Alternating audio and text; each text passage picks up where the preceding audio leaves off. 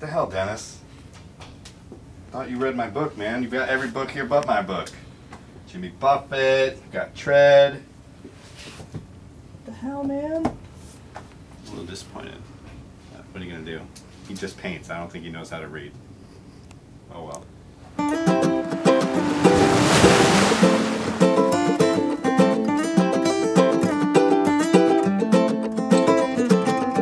So expensive.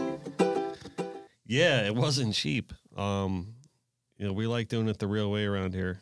And I don't know. When John and I were first concepting this room, we were like, well, anything beyond like a laptop is cool.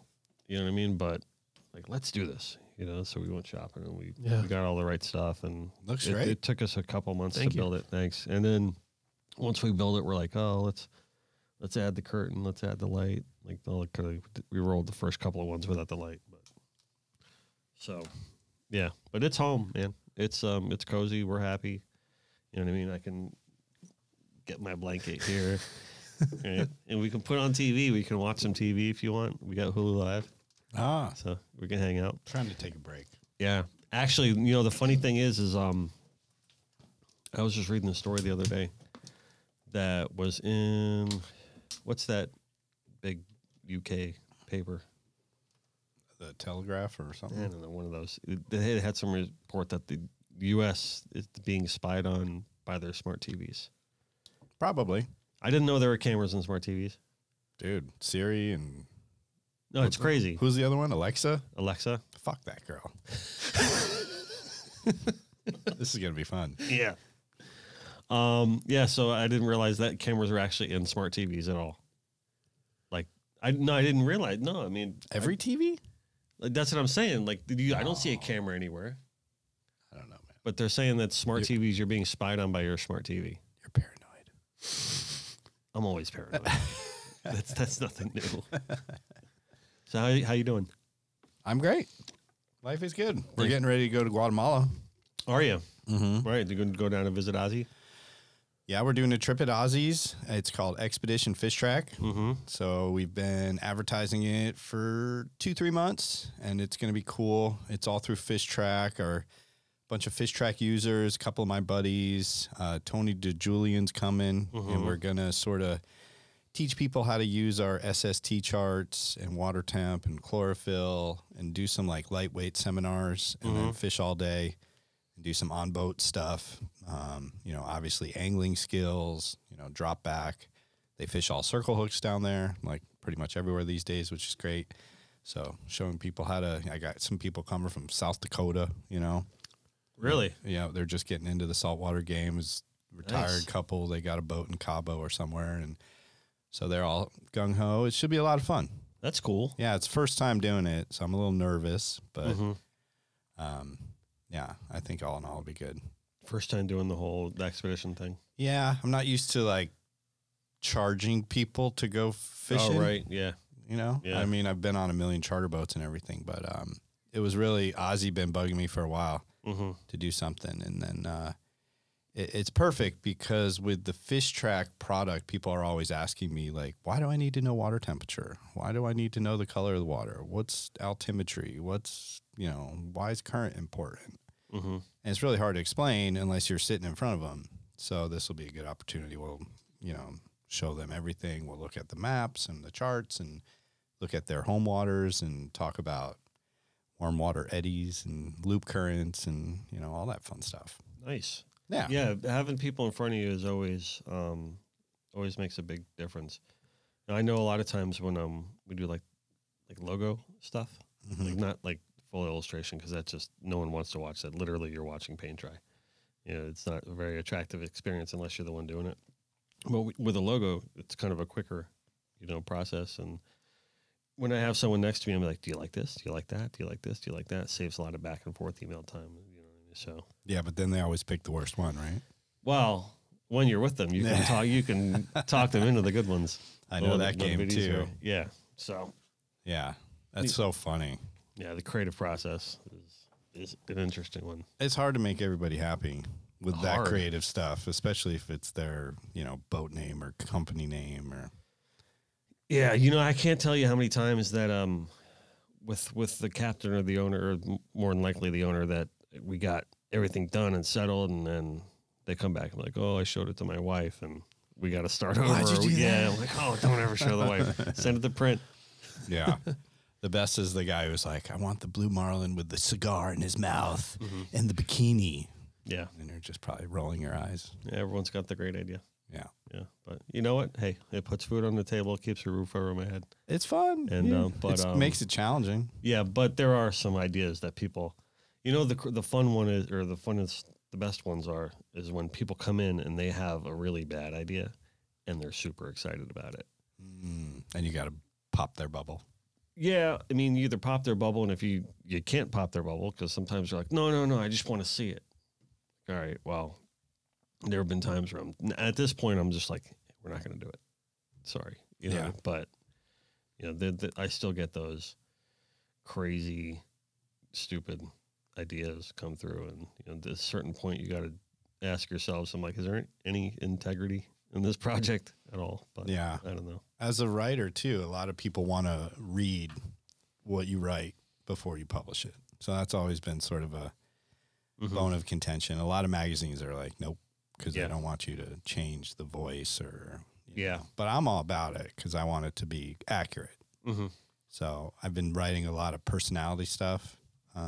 So if I'm going to, like, I wrote a story about you, I'm obviously I would like you to read it and make sure, like, no, Charlie, that wasn't my high school, or, just the factual stuff, and not get into the real word choice. But yeah, you always got to respect, the artist, the writer, the creative, because they're the ones that do it every day. They're the professionals. That's their trade. That's their job. Because I think the funny thing is when people that don't do it for a living, they get all excited about it, you know what I mean? Because it's a different thing for them to get into. But, they'll come in with direction that's like, well, that's not going to work because X, Y, and Z. And if they still want to push it that way, it gets a little frustrating because, you really got to listen to the professional. I always think, to your point that you're saying about the writing, I mean, when people write things about me, I don't ever attempt to even tell them, well, you should do it this way, or you should do it that way. That would be completely wrong of me because I'm not a professional writer.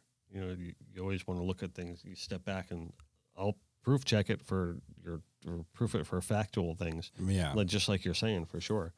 Or like there was one piece written about me recently where I was like, you know what? This person was involved in the project too. You might want to try to add them in there somehow if you could. If not, you know what I mean? I understand. But you got to really trust the creative professional with, their trade and their process. And I think, these days everyone thinks they do everything. Yeah. Because we're in this like slash, I'm a writer / photographer / graphic designer / influencer. So it's like people don't forget the influencer part. The people want to be in control, and it's a lot of the times it's good to have an outside perspective. So like when I'm more often than not, I think. Yeah, because we could both look at that can of beer and see two different things. So I think that's the cool part of it when you're and the other thing too, people think it's so easy. Like you look at this beautiful mural you got or painting on the wall here, and it's like, oh God, how did you do that? But that's probably 30 years of experience. Yeah. Thanks for making me younger than I really am. But I'm just trying to make it look good. It's cool. You're right. I mean, someone recently asked me, how long did the bridge take? And I was like, my whole life. Yeah. Basically, because it's definitely a process of experience, and it's a process of, education and self-education and, continuing education. Because I always say that you don't learn anything in college, so you really learn on your first job. And I was actually just having a conversation with my niece about this, who's a senior at NC State. She's about to graduate. And then I'm like, what are your plans? She's like, I don't know yet. You know what I mean? I guess I'm going to get a job, or, I said, are you going to get a postgraduate degree? And she's like, I think maybe eventually, but I don't know. Like, she's very wishy-washy. I said, let me give you some advice. Go get a job. Yeah. You don't know anything yet. Go get the job. That's when you really start to learn. Because you just basically you got your foundation. That's it. You think you know things, but you don't really know anything. Yeah. That's good advice. You don't learn till you get that first job. It's different now, though. Like, I never did an internship. When I went to school, I'll give you the short version. Well, I guess we have time, right? Maybe. You got all the time in the world, Charlie. So I went to school in Colorado because I wanted to be I grew up in Connecticut, and I wanted to be an alpine skier.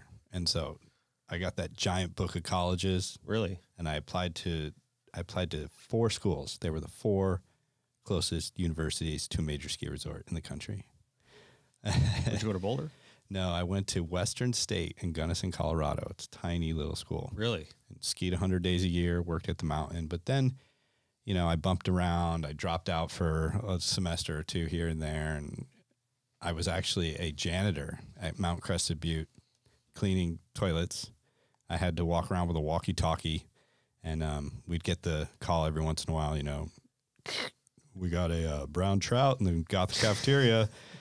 So I would have to go and manhandle the brown trout. A brown trout. Yeah. I like it. But it was great because Any flies on that brown trout? it would get pretty gnarly in there, man. Plus, people are walking around with snowy ski boots, so everything's slushy and wet and just gross. But I would get in early. I think I clocked in at 7, and I would clean all the admin buildings. Those weren't bad. And then you'd take a 4-hour ski break, and then you come back and clean everything again. And that was your day. But you had the walkie-talkie. But after 2 winters of dealing with brown trouts, I decided to go back to school like hardcore. And by then, my parents were like, you're on your own. So I had to pay it my own way, which was also really good because I took it way more serious. I paid my own way through college, too. And I knew I wanted to be a writer. I always knew I wanted to be a writer. I always played around with writing, you know, stories, books. And but then I just got involved with the school newspaper. And I worked my way up. My senior year, I was the editor of the paper. And I learned more running that newspaper than I really did in any of my classes because it was a true newspaper. We had to sell the ads. We had to deal with a printer. I had writers. Was it a daily? It was a weekly. A weekly? It was called Top of the World. And I got myself into some sticky situations. I wrote a few real racy editorials that pissed off people. I had the whole football team in my office one day because I wrote a story about the coach. Really? Yeah. This guy, he got busted for DUI. It was a small town, Gunnison, super small town. And there was one sports bar called Timbers. And this guy, I guess, should I say his name? He's probably dead. This is freaking 20 years ago. Do whatever you want. Or what's the rule on that, John? I mean, John makes the rules in here, so I don't know. I don't know. Do it. if it comes up later, I'll bleep it out. But Maybe the whole football team will come in your office. Yeah, there you go. No, what's the guy's name? The guy's name was Duke Iverson. And he was actually a pretty chill guy, but he had like his bar stool at the sports bar, and he was there all the time. And so he left the bar, swerving down the road, and this cop got behind him, turned the lights on to pull him over. And the guy just drove all the way home, went in the garage, shut the garage door, went upstairs, went to bed. And the cop was knocking on the door, and like the guy never answered the door. And it was like, so it was a small town. The story got out, and I got the police report, and I read it, and I'm like, this is like a sitcom. This is ridiculous. Like, no one should be able to get away with that. Right. But he was a public figure in a small town, and he ended up not really getting in trouble at all. So, of course, I lambasted him in the newspaper saying, you know, if I had done that, or if any of the professors or, you know, any of this stuff, like, it's total BS. Like, so the paper came out, and then, like, that afternoon, there was all these, you know, I'm 5'8" on a good day. These guys just all up in my face, in my office, screaming, wanting to kick my ass. So I learned the power of spoken word pretty quick, or written word. And but I handled it well. Yeah, what happened? I said to him, I'm like, look, write me a response, you know, and I'll publish it. Say anything you want about me, you know. I mean, you can't swear, you can't do any of that, and I did publish it, and those guys hated my guts for the rest of my college career. Right. But you know, it sold papers. Like, at the end of the day, that's kind of what you learn, is like, what you don't really realize what people are into. And it's so different now with all these freaking ways to communicate and getting bombarded constantly. But you quickly learn what is sellable and what's just sort of, you know, noise. You know, it's a really good point because I struggle with that here on the show sometimes. And, you know, this whole thing is, I mean, it's almost like an experiment what we're doing here. I mean, the idea of a podcast is nothing new, but like the way we're approaching the show is it's kind of like it's a very organic, shape-shifting experience, kind of. There's no piece of paper in front of me. It's completely off the cuff, and we talk about whatever the hell we want to talk about. And the conversation just takes on a life of its own. But I got to kind of like, to your point, what you're saying, right? I got to stop saying things like to your point. But from what you're saying, it's like, well, what's noise and what's, you know what I mean? What do people get after? Yeah. What are people going to pay attention to? What's going to hook them into the conversation? And a lot of times, the less I think about that, the better it is. You know, I don't know if that makes sense, but you got to be natural. I think authenticity is always so important. Yeah. And I think it's cool because there are so many interesting characters in our little world. And these guys come from all different, you know, backgrounds, and they've done all these cool things. So you're really just cataloging all these stories. And I think it's great for the sport, what you're doing here. I'm stoked to be on. We're stoked to have you. Oh, but it's the same, you know, that's why I like writing those longer articles. Like with a podcast, you're not limited to the amount of characters like a post or something. It's long form, and I listen to a ton of podcasts. Yeah, me too. I love them. And I think you can learn a lot of cool stuff too. Like if you wanted to have somebody come in here and teach you how to rig ballyhoo, like that's not me. We didn't want the show to ever be that.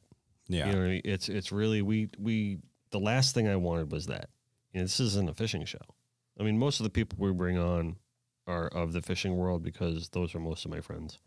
So it's like, okay, it's going to be a lot of fishing involved, but I don't really like when, I guess when Rufus was in here, we talked, well, he talked a lot about, you know, different fishing, but we try to get to the culture behind things, because that's the one thing that we saw in this, like you said, this crazy little world that we live in. I mean, the characters are abound, all over the place. And, you know, if you want to, you know, those are the people that are famous to me, right? Not like, you know, you want LA, you want Hollywood, you can have it, you can take it, you can burn it down. I really don't care, right? In my world, everyone else we brought on, those are the people that matter to me. Those are the people that are famous to me. You know what I mean? Those are the stars in my world. Yeah, and I want to accentuate that because I think you guys are all special people, and the world needs to know it. Cool. No, I'm with you. And a lot of those folks may not have that opportunity to share their story, so it's a cool thing. Yeah, that's another thing too. We feel good about it because we can give people a platform to state their name and rank and all that. You know. Yeah. I don't know. Did I get off on a tangent there? It's all good. What were we talking about? Brown trout. Who came up with the name brown trout? I don't know. Is that kind of like a storied thing? Is that like a Colorado thing? It was just a funny thing, so you're not using foul language on the radio. But man, I've had so many weird jobs. I was thinking about this the other janitor. day. That's, you know, I find that awesome. Oh man, I've done it all. I used to drive a tow truck. A tow truck? Yeah, when I was like 17, I drove a tow truck in Connecticut. In Connecticut for Guilford Texaco. What else? I've been a pizza delivery guy. I've worked in a million restaurants. The pizza thing. Pizza delivery is the best gig. That was my favorite job. I actually was working in college. I was working at BC Surf and Sport, and I was delivering pizzas at night, and then going to college. And that pizza gig was like, once I got to that job, it was almost like I could put my feet up. Yeah, listen to some music. Do whatever I wanted to in my car. Sure. Right. And then we would just deliver pizzas all over and just get tips, and you know what I mean, go home with a wad of cash in my pocket. And pizza. Yeah. You always take a pizza home with Pizza is almost like currency when you're at that age. Yeah. You show up to a party with a couple of pies. You're like, big man. Yeah.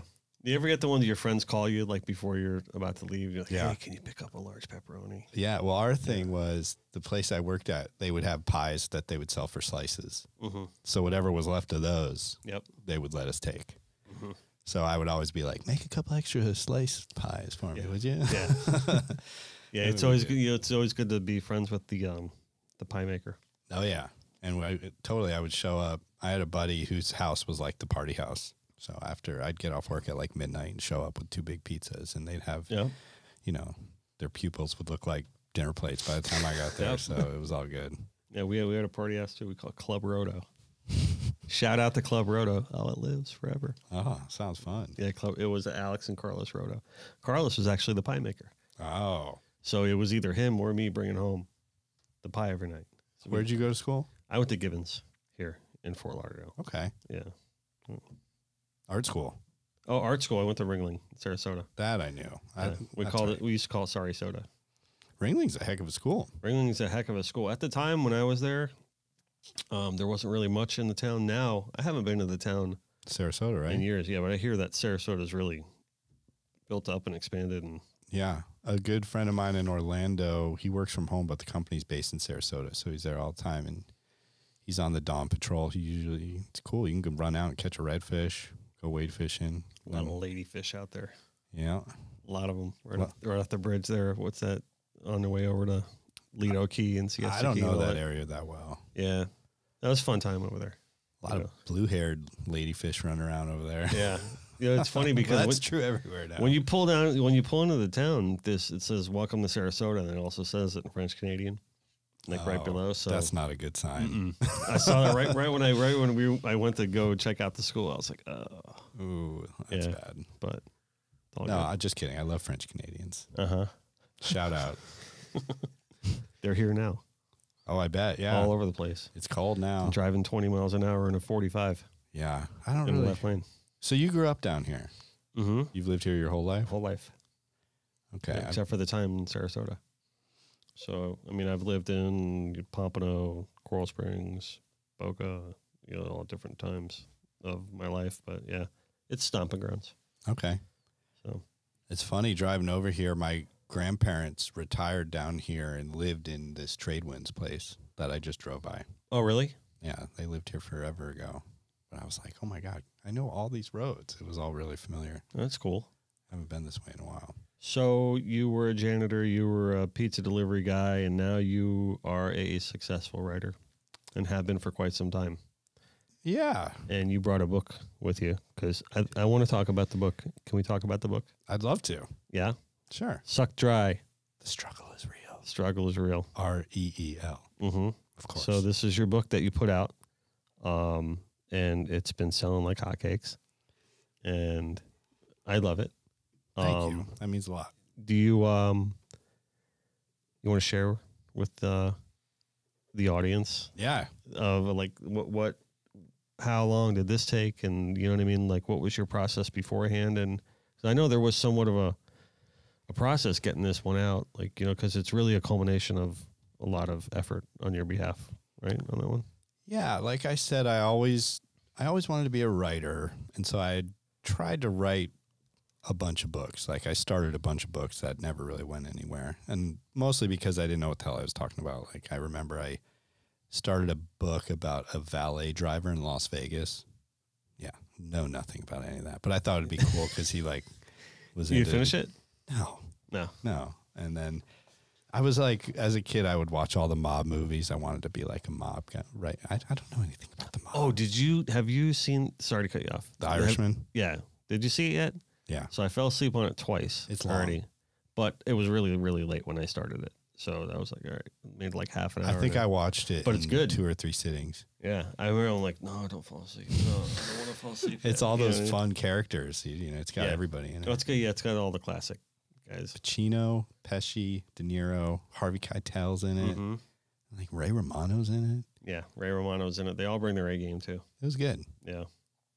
Yeah. So I cut you off. You're That's talking okay. about being a mob writer. But all I knew about being in the mob was what I saw in a Scorsese movie. So, but I just wanted to write cool stories. And then, I worked at Marlin Magazine for almost 10 years. And because of that really got me traveling. I went to places I could have never afforded to go to. And I met all these heavyweight guys who just took me under their wing. And, I was in my 20s for the most part. I think I started there maybe when I was like 25, and I was single. And so I got to travel and party and just have fun. And for me, like that was a big part of this world. You go somewhere cool, you fish, you hang out, you drink beers, you share funny stories. Maybe you find yourself in a ditch or whatever. You never know what's going to happen.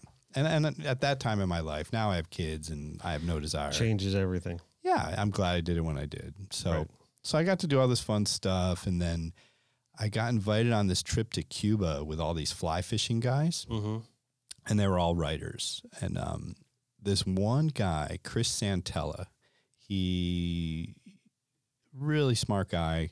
He's written all these books. The first one he wrote was 50 Places to Fly Fish Before You Die, and then it kind of turned into a series, like 50 Places to Golf, 50 Places to Dive. He's done a whole bunch of them. So I'm out there fishing with him, and I'm telling him some story about these guys I fished with in New Zealand, and he was like rolling, laughing. New Zealand? Yeah, half the book is about New Zealand. I didn't read the whole book, yeah. Slacker. I loved it. I did love it. I still love it.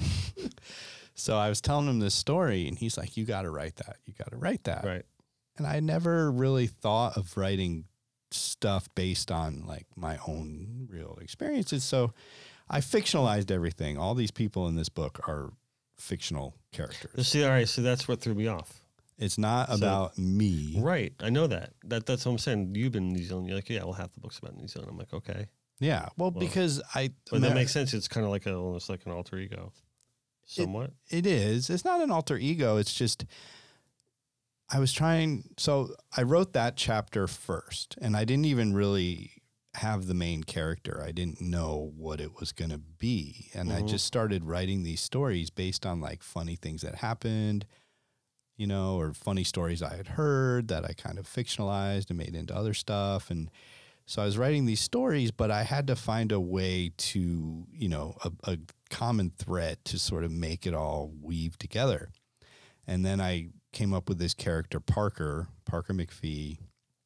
And, I was thinking like, well, he's got to have money to be able to do all this stuff. So he came from a wealthy family, but his dad was not like a Lucky Sperm Club. His dad was a hardworking guy, blue collar guy who just worked his butt off and made money, and then, but loved to fish. And this is probably the most biological part, is just growing up. My dad loved to fish, and probably the most quality time we spent together was on the water.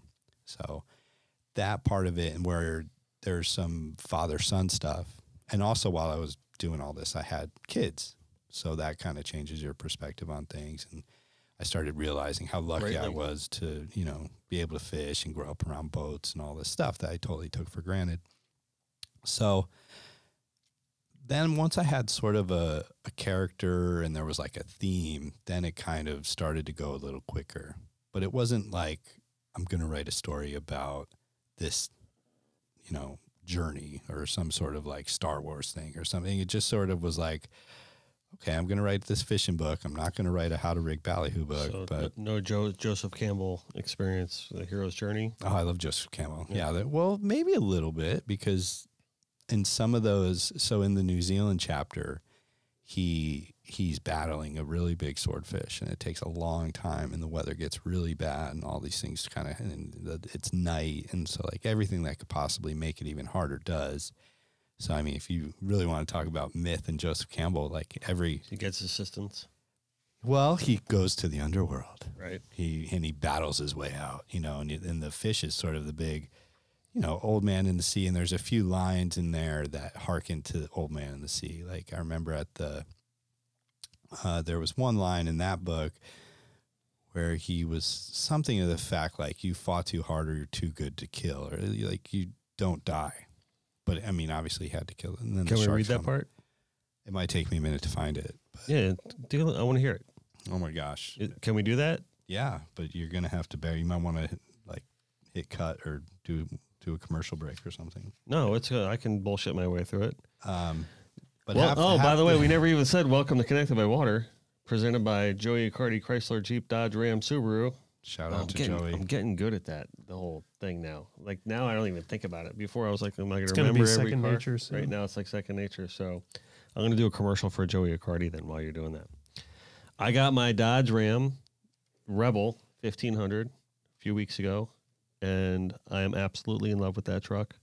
Like I don't even need to do a commercial about that to say that because that thing is incredible. 5.7 liter Hemi V8, hums, purrs like a kitten, roars like a lion. Can pull big boats. Nice leather interior, super nice leather interior. The kids love it. There's so much room in that double cab. Yeah. They play in the back of that thing. Mm-hmm. They ride so nice too. Does it have the air suspension? Yeah, no, this one doesn't have the air suspension, but it is a 4x4. Yeah. No, the air suspension, they didn't have one of those on the line. I'm like, I just wanted one today. Just give me that thing. Yeah.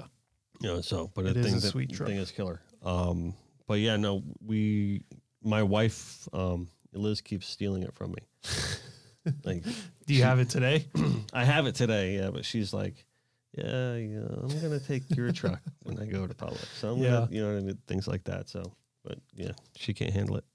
Like the fact that I have the car now, the big truck, and she's got my Tacoma. Yeah, and she's just like, or she used to really like that thing a lot. Now I got the Rebel. She's all about it. Yeah, now she wants that one. Yeah, you're gonna get the Tacoma again soon. Yeah, and I'm designing the wrap for it as we speak. Nice.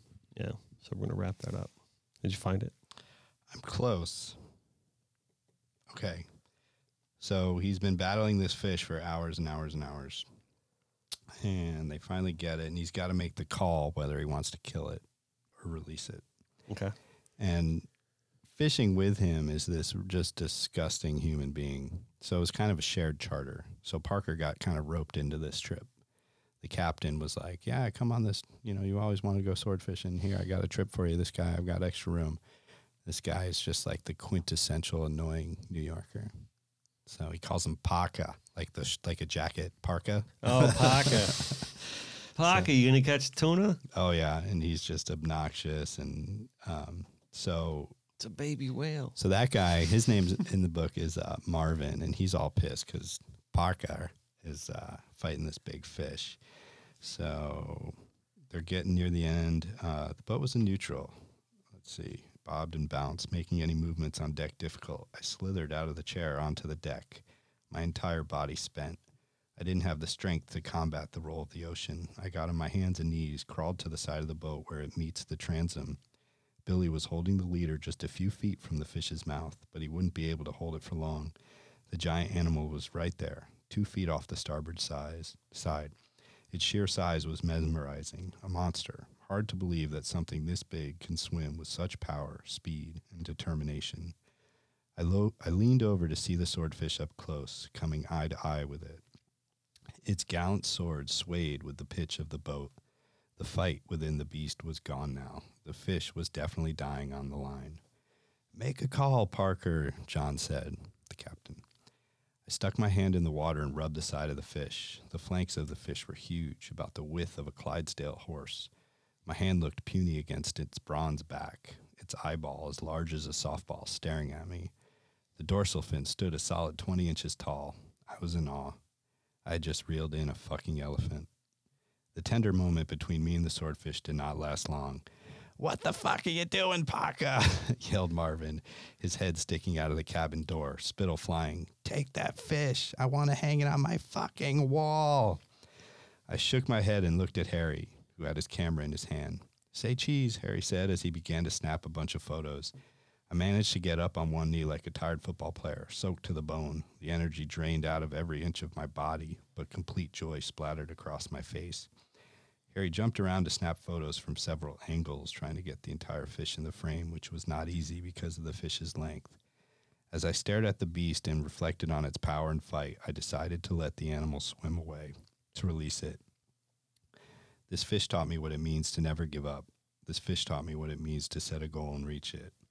That was the object of this trip, and I had accomplished my objective. I pulled Billy's knife out of its sheath on his safety belt, reached out toward my catch, and cut the line. This fish could not be... Wait, this is the line. This fish could be defeated, but not destroyed. Not by me. So that line, this fish could be defeated, but not destroyed, is like from Hemingway. Dude, that's awesome. Yeah. Like descriptively, that was incredible. Thanks. Yeah, no, I mean, you painted a picture. Oh, right, yeah. There. This whole... it's funny. The Clydesdale, the softball. I mean, the elephant. I mean, you painted a picture, man. That was great. Thanks. My wife edited the book, And she said that chapter brought, like, when he released the fish, she was like, I started crying. Yeah. And she could care less about It's it. nice hearing you read it too.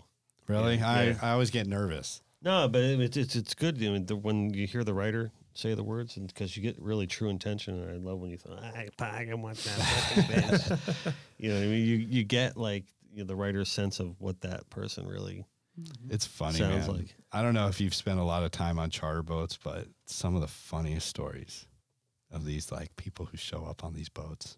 Yeah, I mean, I don't not too much charter boat stuff. I mean, it was more fun fishing, more tournament fishing. Yeah. You know what I mean? My dad had a 6-pack license, but we didn't really run many charters. I was a terrible mate. Yeah, I only think I've really been on like a handful of charters, like true charters, like my entire life. Most of them I'm just fishing out here with buddies or jumping on with a tournament. You know what I mean? I like charter fishing because some of these captains are just so smart. Yeah, And so good at what they do. That's the thing. It's like I actually want to do it more. You know what I mean? I'd love to even captains that I know. I just want to just be like, hey, I want to charter you. Like take me out for real. Let's do this. You know what I mean? Rather than having it be like a lay day. My dad always said you should learn at least one thing every time you go fishing, even if the one thing you learn is I don't ever want to go fishing with that guy ever again. Right. Right. Yep, no doubt about it. But it's true because there's a million different ways to do the same thing. And Again, see, there we go. I keep finding analogies. Is it analogy or no analogies, right? Between fishing and art, like nonstop, especially on the shows. We like cathartically talk through everything. Because one of the things that we always talk about, and I'm not going to bring this up again because John's going to be like, dude, you got to stop talking about that. We always talk about like when you go fishing with someone, it's a different experience than when you just hang out with someone, like not fishing, you bond. And there's this whole like tribal thing about it. for sure. But another thing that we always try to do on the show is just try to like see like comparisons between like fishing and art, like the process behind it, because I think fishing is an art. Yeah. It's a sport, but it's really an art more so than a sport, I think.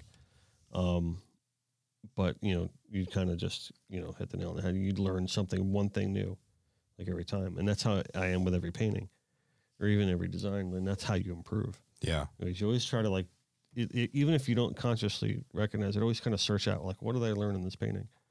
Because if you're just really just sitting there to crank it out and just get past it and just do it just to do it, then You're missing it. completely.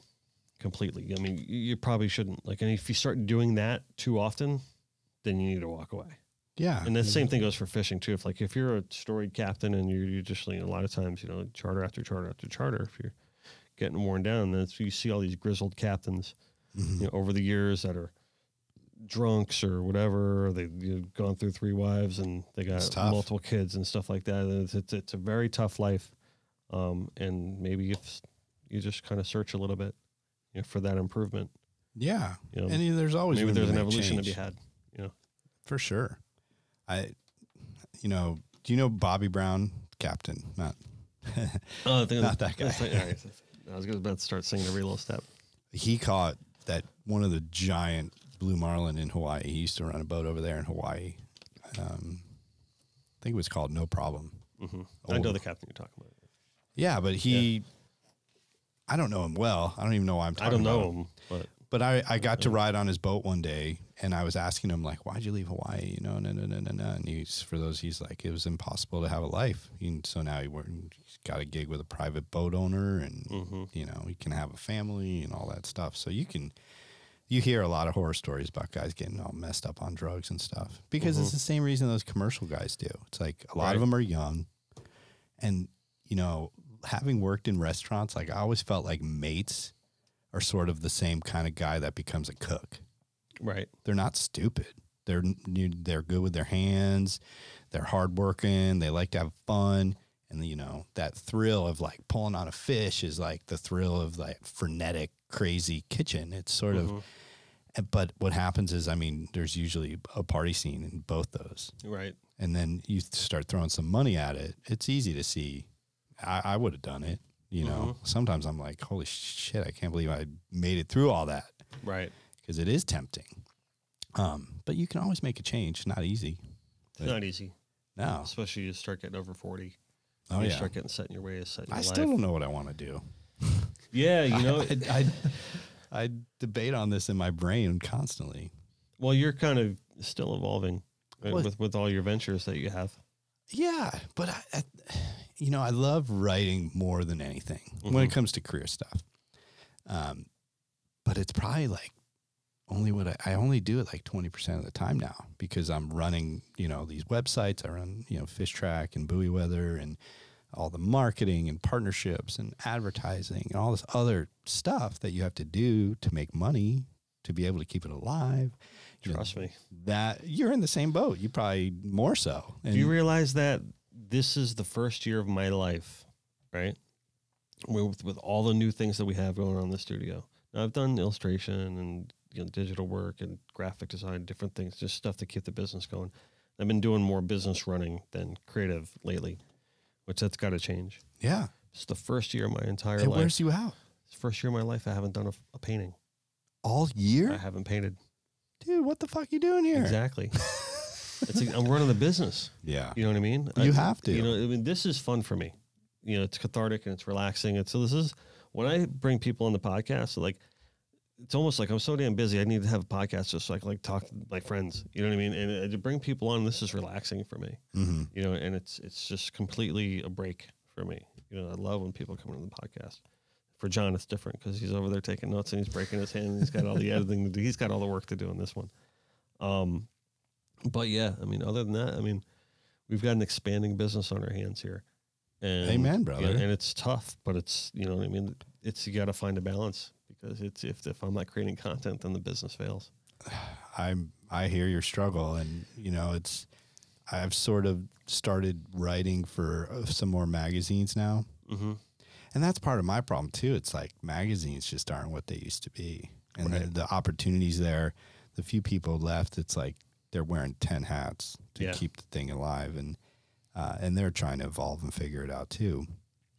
And the content we produce on Fishtrack, it's still fun to put together, but it's very how-to oriented, which is what people seem to seek out online. I've tried writing everything, and you can see what works and what doesn't online. And it's that, if you want to learn how to tie knots and rig baits, and go to fishtrack.com.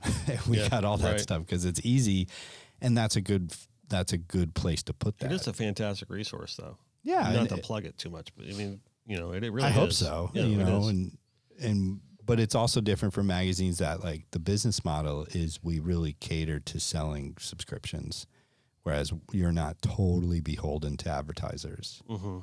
Because that whole model is it's tough these days, man. There's so many places trying to get ad dollars, and it's just, it's all different. Because a lot of companies are wanting now to put all their money to the click-through stuff, and rightfully so.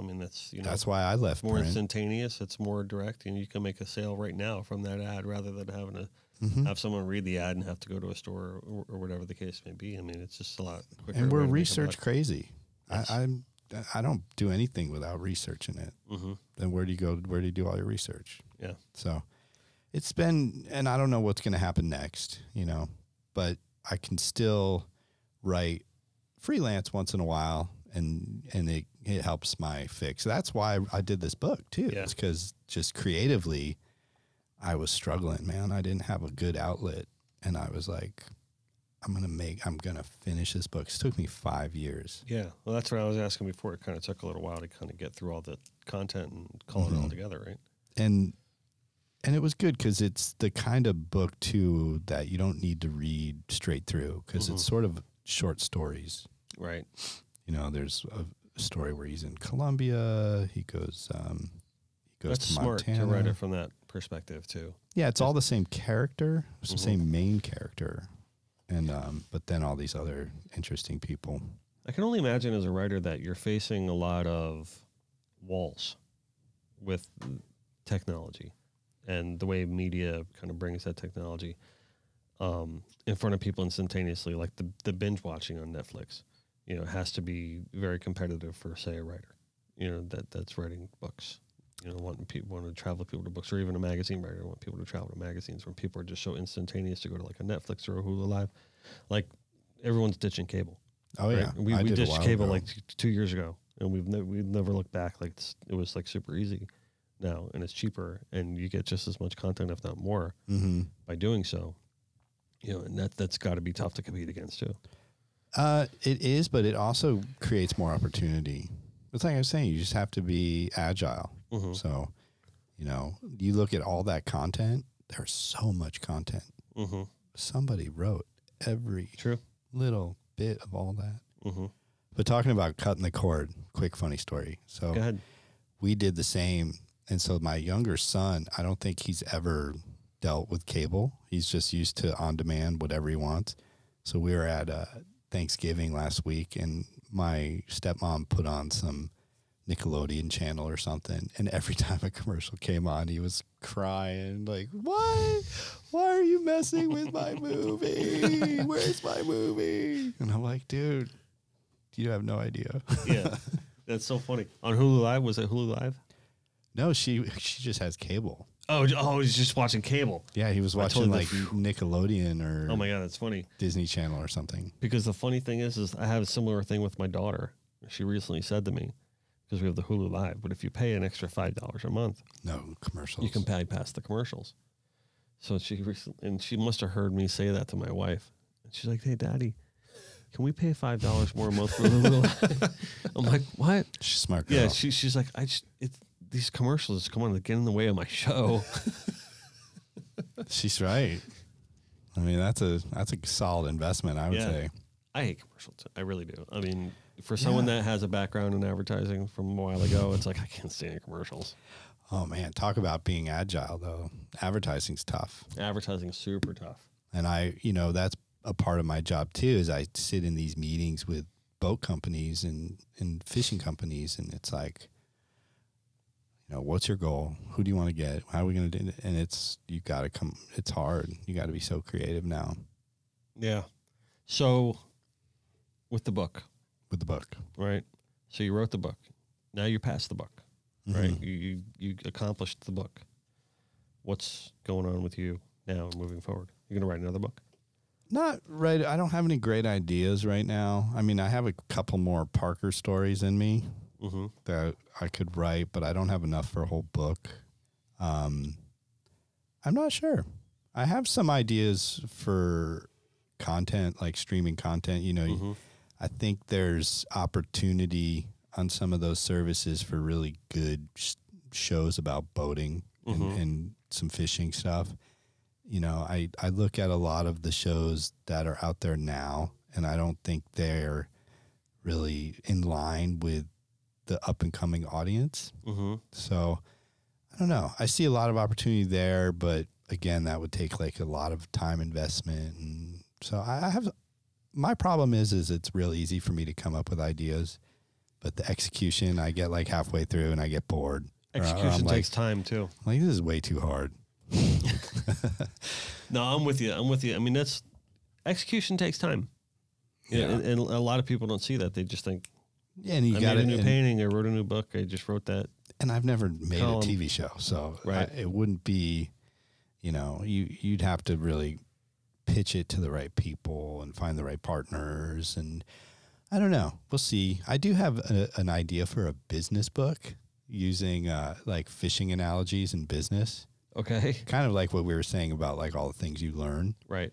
So I started a long time ago, like creating a list of all these little things you do in fishing that could really apply to sales and all this other stuff. Like how to, what kind of bait do you need? Or, right. All those kinds of things. All the little details you need to pay attention to. It's like, oh, this is how you tease them in, but this is how you get them to bite. Don't forget your rubber bands.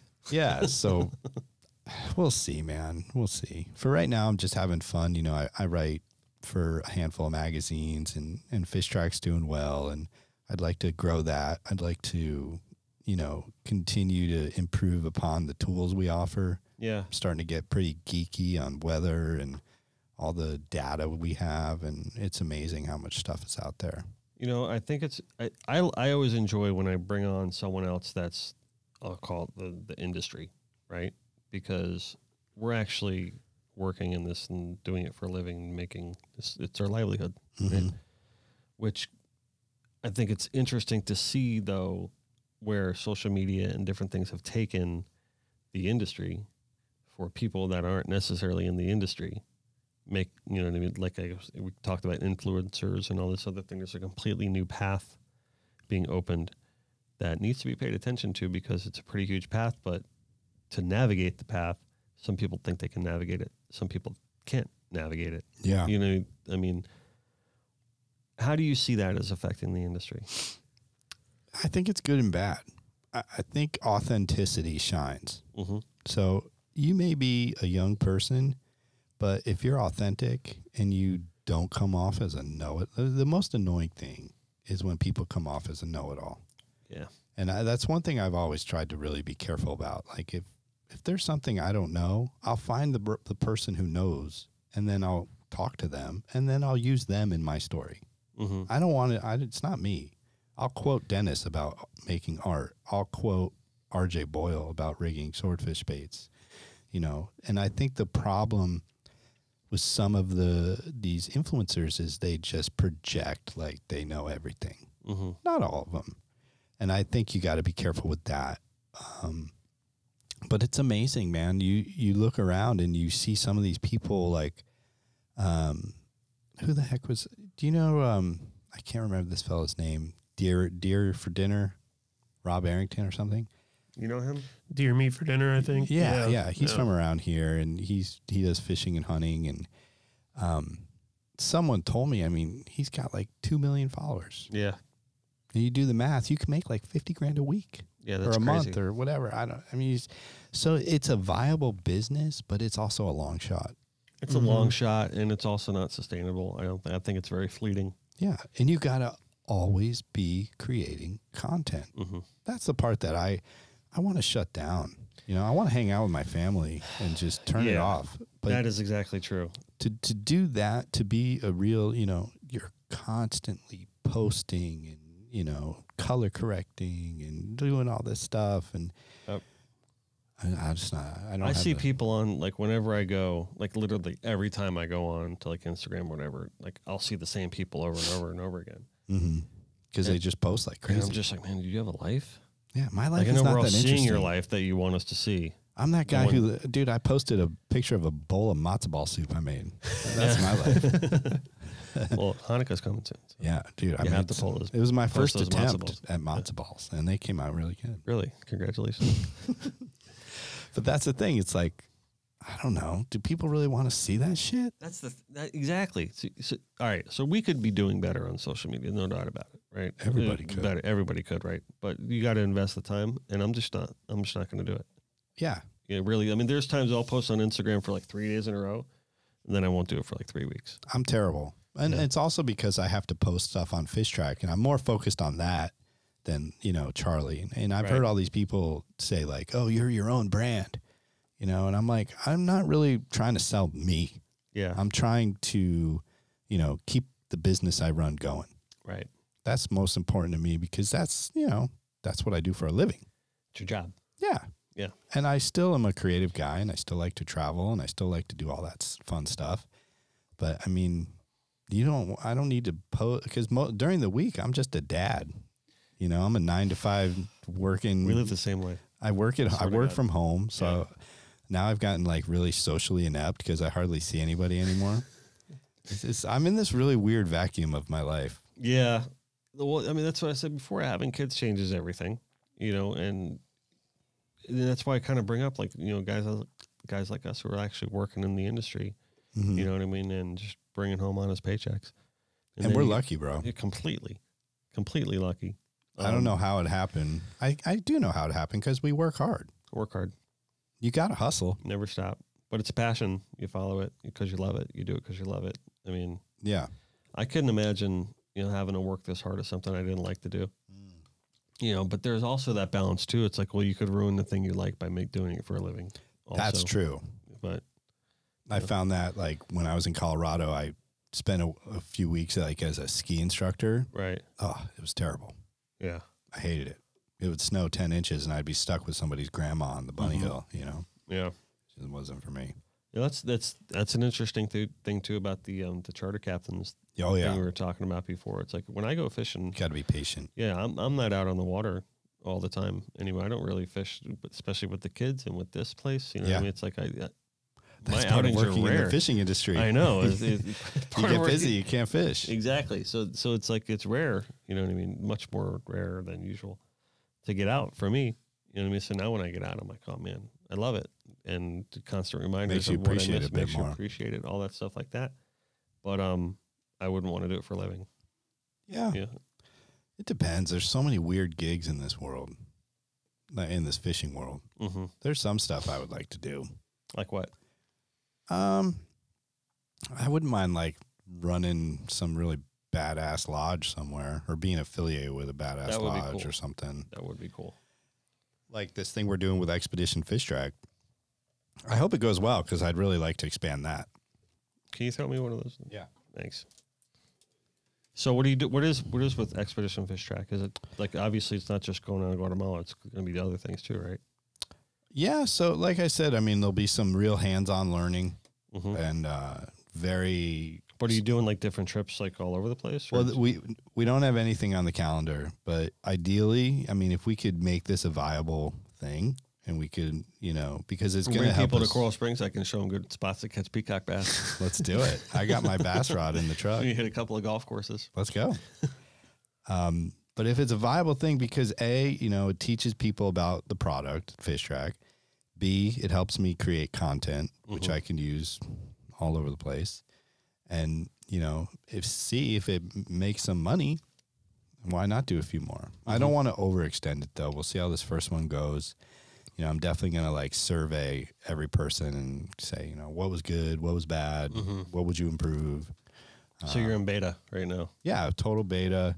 And, you know, Ozzy's kind of doing all the logistics stuff. So that's, if I had to do the marketing and sales on top of actually like running a lodge and dealing with people's flights and whatnot, that'd be challenging. So we'll see. But I mean, it'd be great to have one in Louisiana, one in the Bahamas, one in Cabo. You know, why not? Why not? So we'll see how it Great. goes. If you need help, let me know. Yeah, no, I'd be cool to bring on some sponsors too. If you're out there, sponsors. Yeah, sponsors. We all need sponsors. Hook us up. Did I mention that the show is sponsored by Joey Cardi Chrysler Jeep Dodge Ram Subaru? Surreal Fishing. Yep. He's a really nice guy. Joey's the best. He took me fishing at the Jimmy Johnson tournament, and Skip, his captain, is super knowledgeable guy. Oh, did you see the new series that we're doing on the show now? The Tournament Talk. So Skip Dana and Art Sapp are going to come on now once a month. And Those dudes are good buddies too. Yeah. That should be they're, entertaining. they're thick as thieves. So we're going to do a monthly recap on, because they fish every tournament. Yeah. Down We're here, getting at up, least. and it's about happening here soon, right? Yeah. Well, they just had to dust them off. And then I heard it was really rough. Like you gotta crazy watch. rough. You gotta watch the episode with the. We just put it up like last week, but they go through the whole thing on actually how bad it was.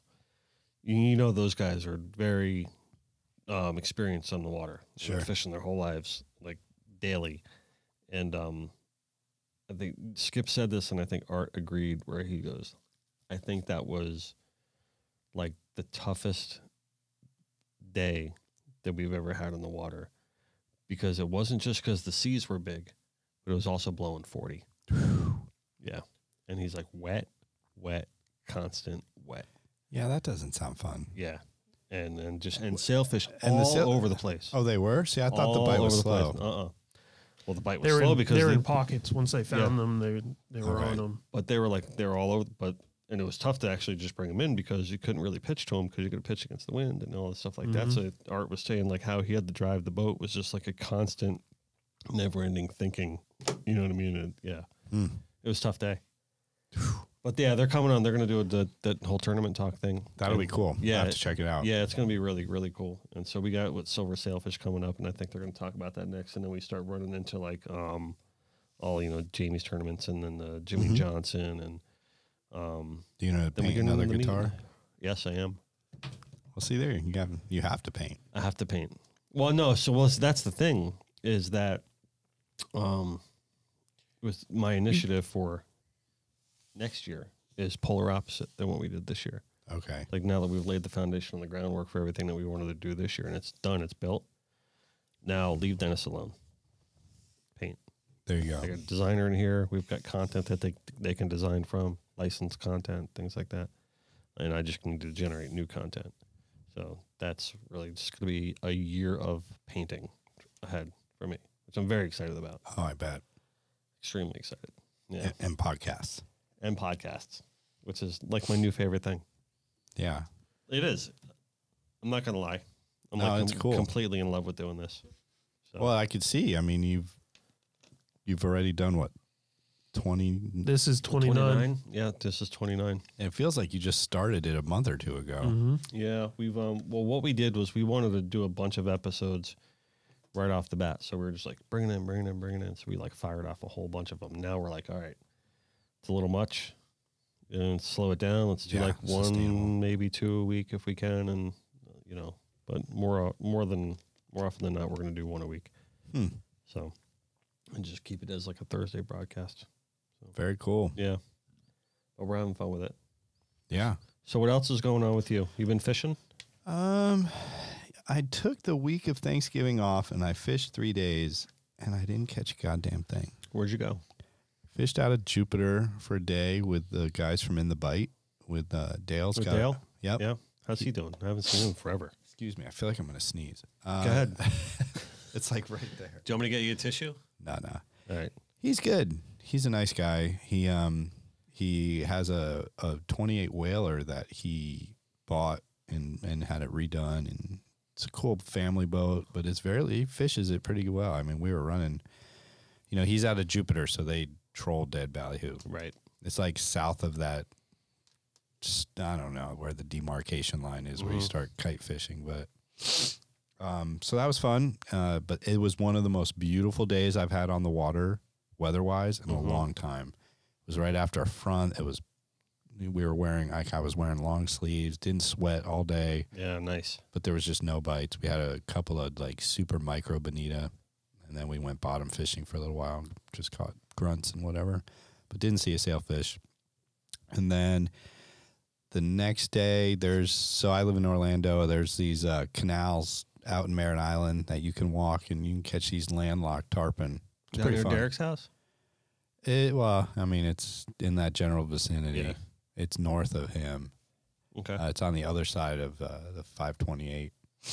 So I did that, and normally you'll catch bass, snook, cichlids, tarpon, not a fucking bite. Excuse me.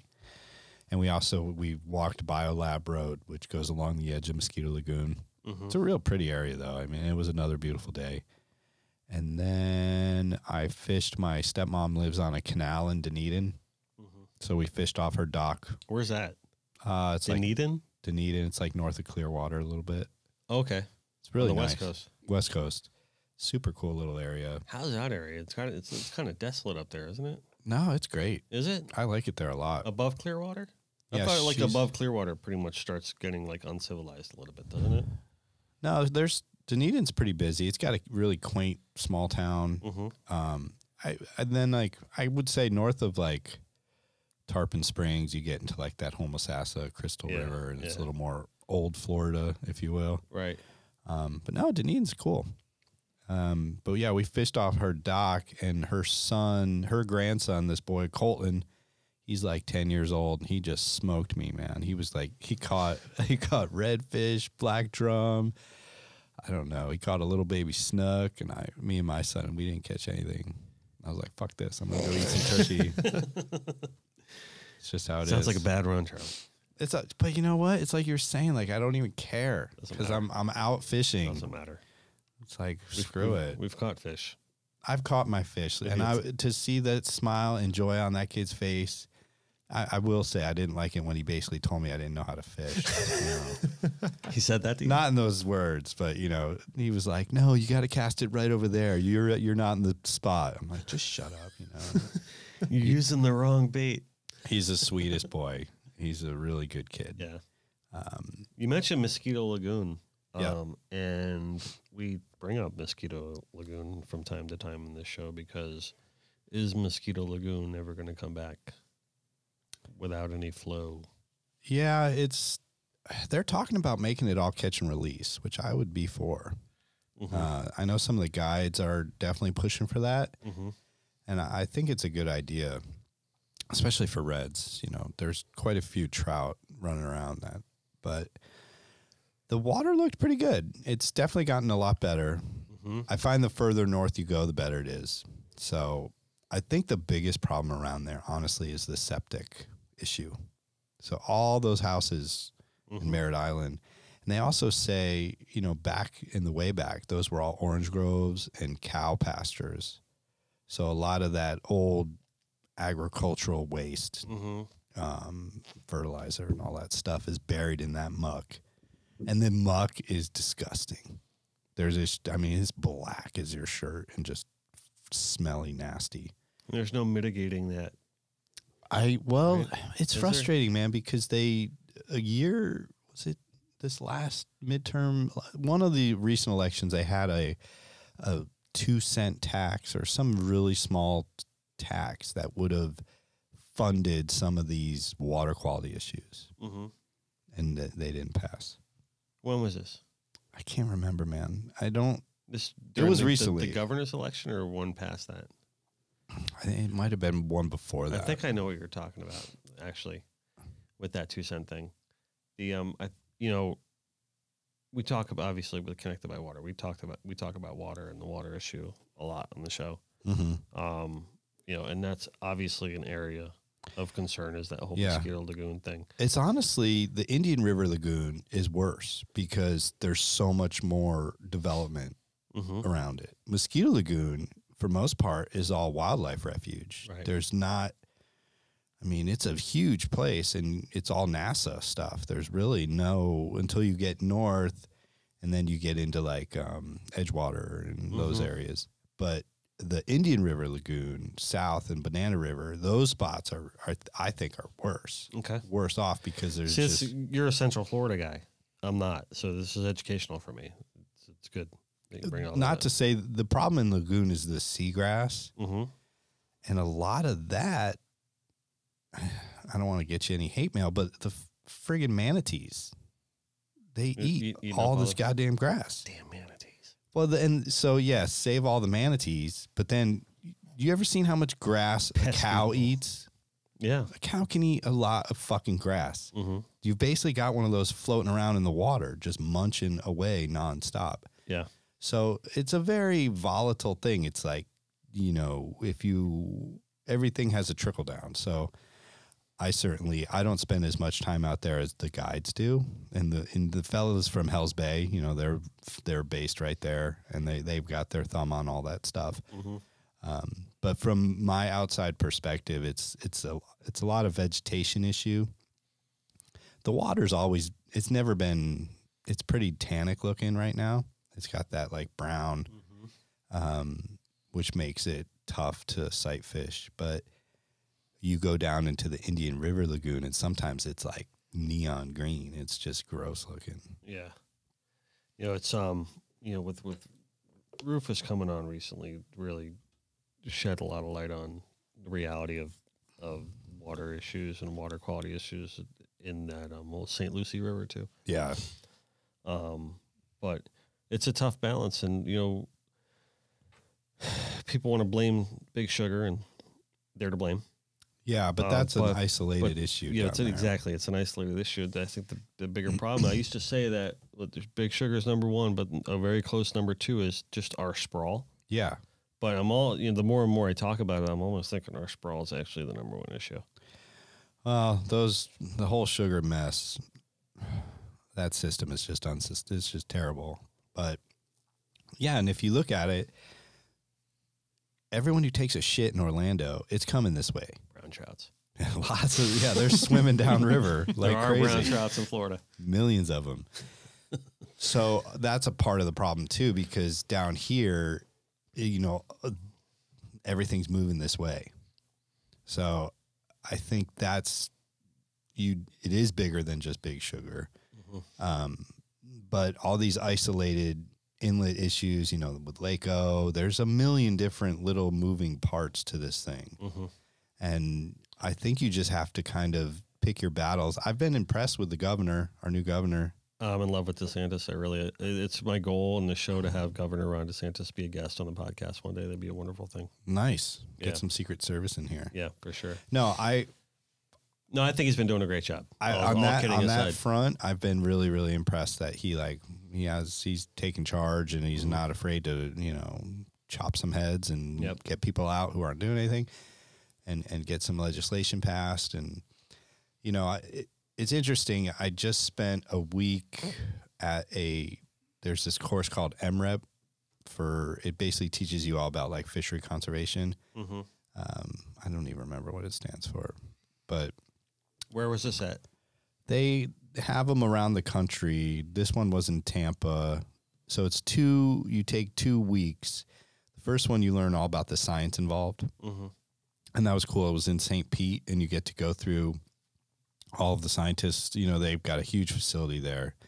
The Southeast Regional NOAA building, where they're doing snook studies and tarpon studies, and they're doing offshore trawls. Are they effective, those studies?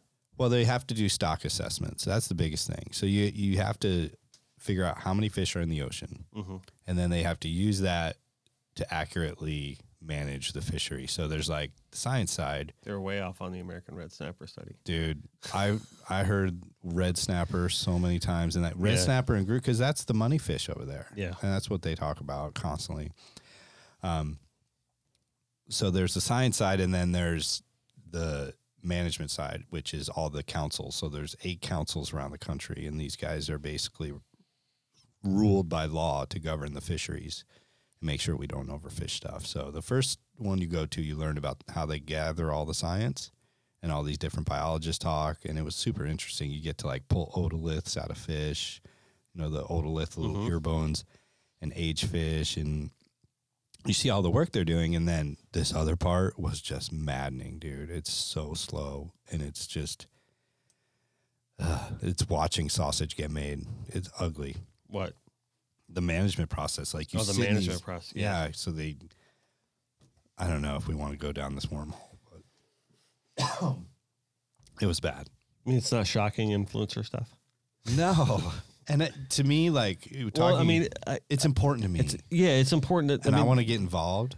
It's kind of why I bring it up with you, because I know you've got your thumb on the pulse of a lot of this stuff, and this is really one of the big goals of the show. It's like, we want to talk about the culture and get behind the people and everything like that. But if this show has a cause, it's clean water, and properly managed fisheries, and that's a hard thing to achieve. Yeah, but it's so important, and so I'd love to get your insight on all that. Yeah, so there's these 8 councils: New England, Mid-Atlantic, Southeast, the Gulf, Pacific, Caribbean, North Pacific. And so they're responsible by law. The Magnuson-Stevenson's Act, which was passed in the 70s and has been rewritten, it's up for a new one here pretty soon. They're trying to get more flexibility, but by law, they have to make sure that the stocks aren't overfished. And it all started in the 70s because what was happening, all these Russian and overseas boats were coming and fishing right off our coast and just wiping out fisheries.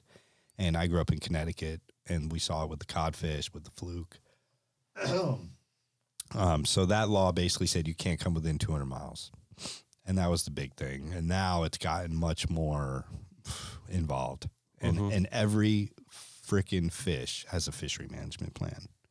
That part blew my mind. Every fish? Just about. I mean, if it swims, somebody's trying to fucking kill it. Right. And they also, so the whole thing is they're governing fisheries to maximum sustainable yield. So they want to fish it to the point where they can catch as much as they possibly can and make as much money without killing the fish stock. Mm-hmm. So they don't always give themselves a big buffer because they want to make the most money possible. Right. Whether it's recreational, commercial, whatever. So that's what you learn about on the side. It's like they take these stock assessments. And so if the science is off or if the people fish over their quota, then everything gets messed up and the water gets muddy and they have to kind of redo their equations or they have to make emergency shutdowns. And then they bring all these issues up to the council. And that part is like we learned about how that works. So it's like, you can be like, I make a motion to enact this change. And then some guy can be like, I second it and this. But if you know how to massage the system, it seems like it can go on and on forever. Wow. Whereas I'm used to like, I like things to happen. Yeah. Like rapidly. Cause and effect. Yeah. Yeah. Like, let's be agile. Let's get some things done. And it's just a slow moving beast. But it's important, and you have to be patient. And there's some great groups who sit and go to all these meetings, and they testify. And that would be the biggest thing, I think. If you really care about this stuff, whoever's listening, get to know your congressman or woman. Show up in their office, write letters, take them fishing, make them understand what it's worth and what's up for grabs. Yeah, we talk about that all the time. We really got to listen to the people that are out there every day. Yeah, and it's such big business here. South Florida, this is ground zero. Correct. Fishing's like a $7-8 billion industry in this state. Yeah, we're in the mecca of the fishing world. This state is the mecca of the fishing world. And the governor gets it, and so that part of it is important. But when you, on the council, you have a lot of commercial interests, commercial fishermen. And I don't begrudge these guys. It's their living. It's what they do. So there's commercial guys. Art would be a good one to talk to about this because he's very involved. We talked. Yeah. He probably knows a lot more than I do. He's been on separately to just talk about this. Yeah. So you've got the commercial guys, the recreational guys, a couple scientists, some state fishery guys, and, like a chairperson or whatever. And so it's hard. You've got competing interests, but at the end of the day, I feel like you should do what's best for the resource. But not everybody agrees with that. Yeah, not everyone agrees with it, but part of my goal in bringing a lot of this stuff up, and at length, I'd like to talk about it too. You know what I mean? Because I think it's really important to bring this into the forefront. Whoever wants to listen to the show, you know what I mean? Hopefully we can expand our viewer. Episode 29. Hopefully, episode 1,000 comes, and we have hundreds of thousands of followers, and we can really bring the message out.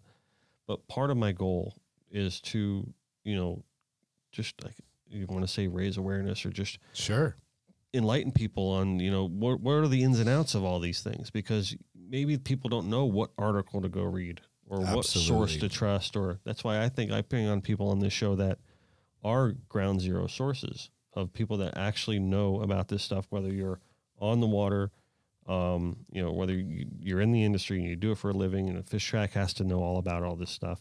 You know what I mean? You bring you on, you're extremely intelligent, highly knowledgeable about the topic. And I think it's important that maybe we can bring this to people that are listening to the show that may not be fishermen, that may not be anglers. Maybe they're just, casual Floridians. Listen to the show called Connected by Water. Because they like the culture aspect of it. But when we throw this in their face, they're like, oh, I didn't know that about Noah. Yeah. Well, and I think too, every fisherman, so it's like whenever I'm going out with my wife to a dinner party or something, let's say they're serving like farm salmon. Right. My wife will be like, just shut your mouth. Please. But I'll say no, because a lot of people, they just don't know. They don't know. And so I think it's really important that like chefs and waiters and waitresses, because they're in a position, especially like there's so many really cool restaurants that will only serve like local caught, Florida seafood, or maybe they fly it in fresh from somewhere, and they can explain to the consumer, like, yeah, it might be a little bit more expensive, but this fish, guess what? Tastes like fucking fish. It's delicious. Yep. And it's sustainable, and this is why we support it. And so I do think if we can just tell our friends and people at work, or you don't have to fish to know what you like, and know that like if you don't take care of it, it's gonna go away. Right. And I do that all the time.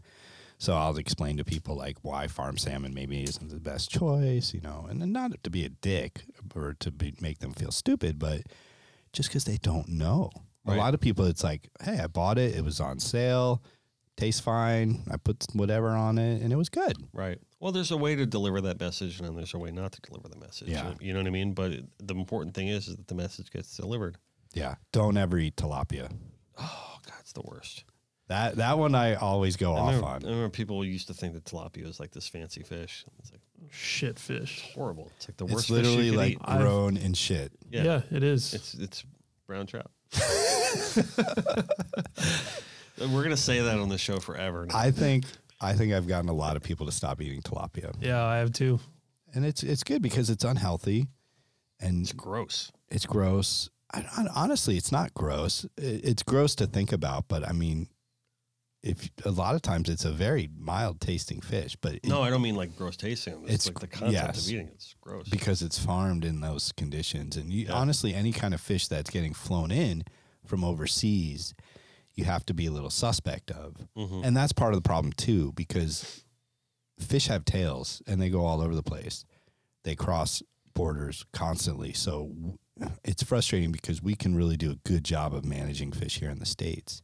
That same fish could swim down to the Bahamas and get whacked by a Chinese boat. Yeah. Or a Korean boat, or Peruvian, or Panama. I mean, there's all these different flag vessels, and every country has different rules, so it's very challenging. Freshwater fish is a little easier, but even there, like with salmon and hatcheries, and I mean, it's just You're bringing in exotics and everything like that too, and it gets really, then we get snakehead really issues and all the other complicated. kind of stuff. That's, I haven't caught a snakehead. I want to go catch some of these weird things. I want to catch one of those clown knife.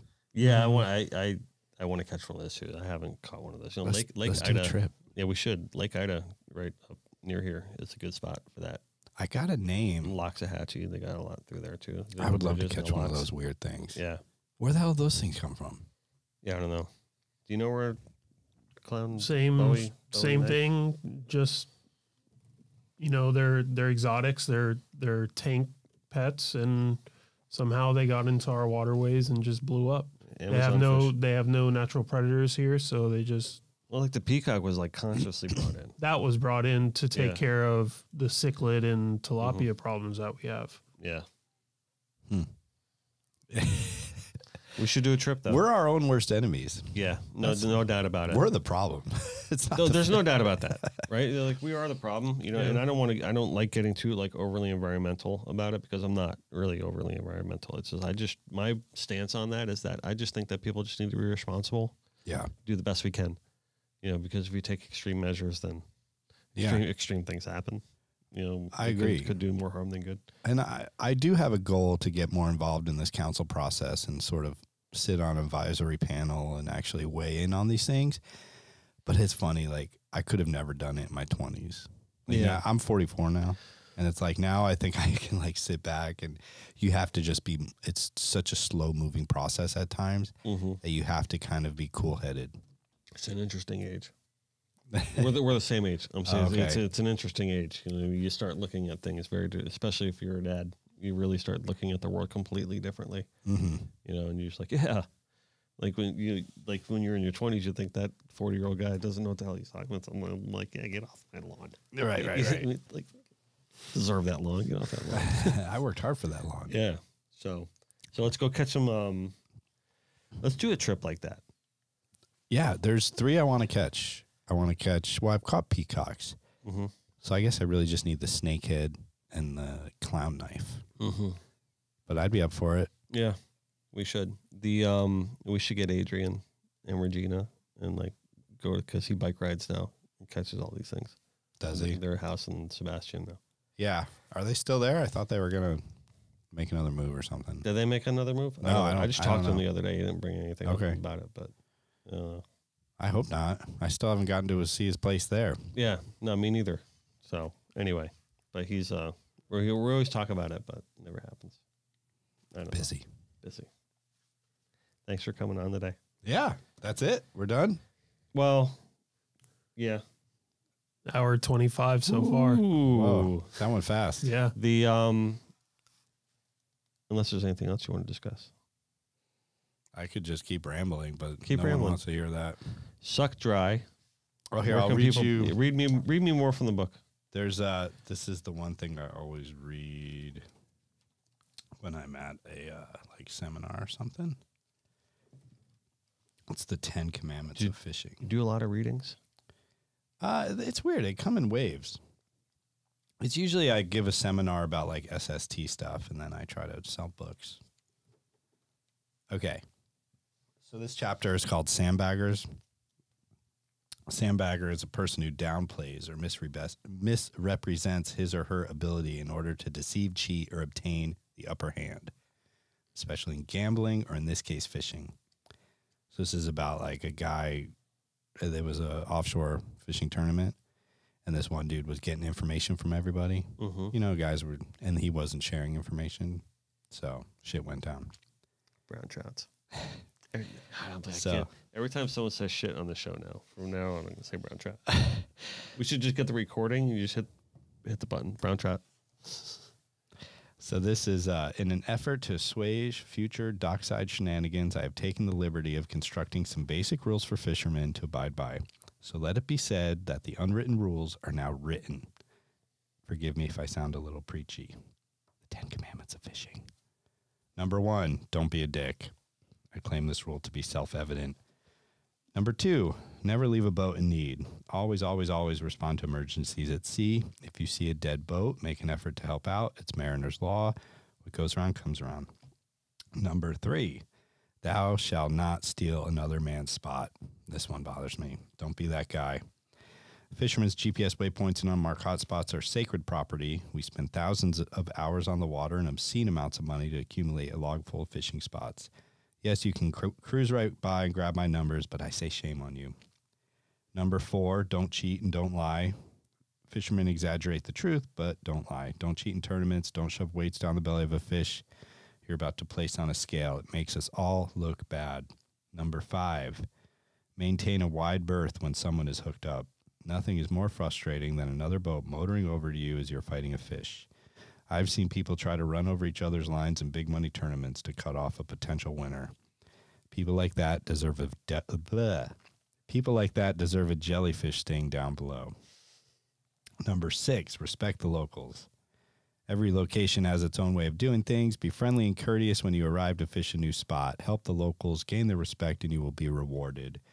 Treat them like dog shit, and you'll end up like Captain Cook, who was murdered. Number 7, don't covet thy neighbor's boat. It's not the size of the boat that matters. Number 8, don't covet thy neighbor's mate. And I'm not talking about spouse. I'm talking about like deckhands. This one has a fair bit of gray area, but you shouldn't make a habit of stealing good deckhands from others. If they come to you on their own will, well, that's another story. Number 9, own up to your mistakes. If you break something on the boat, be honest about it and either pay to get it fixed or roll up your sleeves and fix it yourself. If you screw up and miss a fish, expect to be mocked. Take it like a champ. Happens to all of us. Number 10, have fun. It's fishing. It's not school. It's not work. If you're not having fun, you're not doing it right. There you go. Let it be said. I love it. Thanks, Dennis. Yeah, man. That was fun. Charlie Levine, master author, writer, entrepreneur, all things wonderful about Dad, the fishing industry. Dad, husband. Drinking buddy. That's it. So your ego is not your amigo. Right? Just do your best and let God do the rest. Always remember to buy all your cars and trucks from Joey Accardi, Chrysler, Jeep, Dodge, Ram, Subaru. And never forget that no matter where we are, no matter what we're doing, we're always connected by water.